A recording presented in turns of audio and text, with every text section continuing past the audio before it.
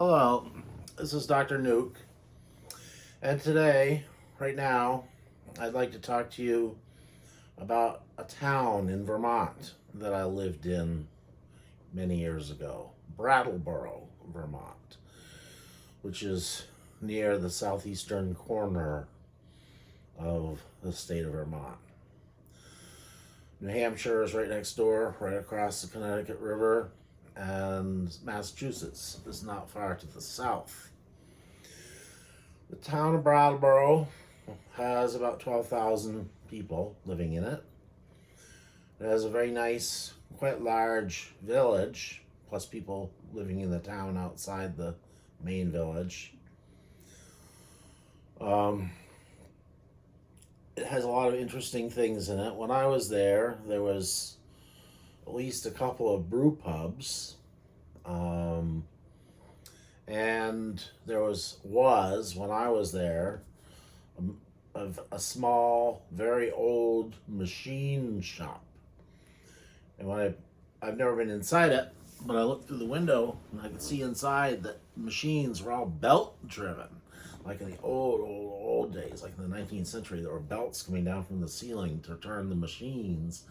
Again, I don't know if the Dunkley machine shop is still there or not. I hope it is. And it was, for its size, a rather cosmopolitan little town. When I was there were actually two gay bars almost right next to each other, but they both went out of business. I lived there in the early 1990s. Right across the bridge into New Hampshire, there is a mountain, a small mountain called Mount Wantastiquit.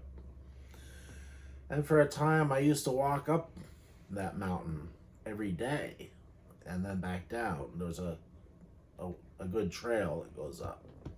I would not be capable of doing that these days with my physical limitations, but back then I was in better shape physically and I weighed a lot less. I walked up there and down every day to burn calories so I could drink a lot of beer and not gain weight. Seriously, that's why that's why I walked up the mountain. Yeah. I would just, my apartment that I lived in was right near where the bridge to New Hampshire is. I would walk from my apartment to the bridge, walk across the bridge, and then up the trail to the top of the mountain. Yep. So Brattleboro is a very nice place. There was a restaurant there called the Common Ground Cooperative, but they went out of business. They were kind of a hippie-ish place, and they served something called the People's Meal, where you got rice, a salad, and bread and butter. And it wasn't that expensive. And I think you got a soup too. It's called the People's Meal. But the place went out of business. The reason I heard was because the place was run by consensus, and there were 17 people in charge of the place. And of course, it's very hard to get 17 people to be unanimous with anything. So, for that and other reasons, I guess, the place went out of business. It was sad.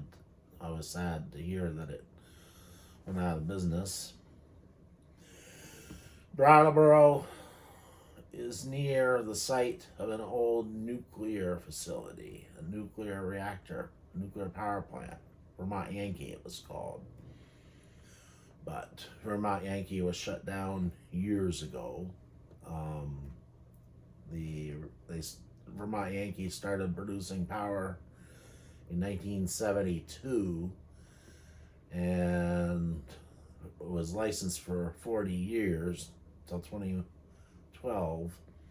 The company that bought Vermont Yankee wanted to extend the license for another 20 years, but the Nuclear Regulatory Commission would not allow it because there was so much protest against extending the license.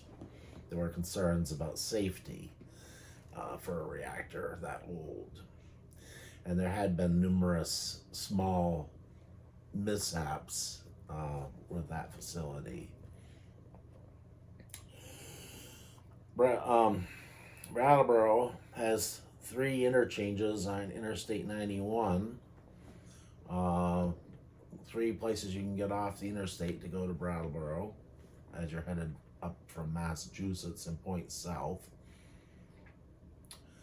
And then there's another road, Route 9, that goes across east-west, or I should say west, across the other side of Vermont. And then there's another road, Route 5, which runs parallel to Route 91. There was a Chinese restaurant in the Latches Hotel building, but that went out of business. The Latches Hotel itself is a very classic Art Deco building, both interior and exterior. And there's a theater, a movie theater in that building, at least there was when I was there, with 3 screens. And one of the larger of the screening rooms had a lot of very intricate Art Deco design in the room.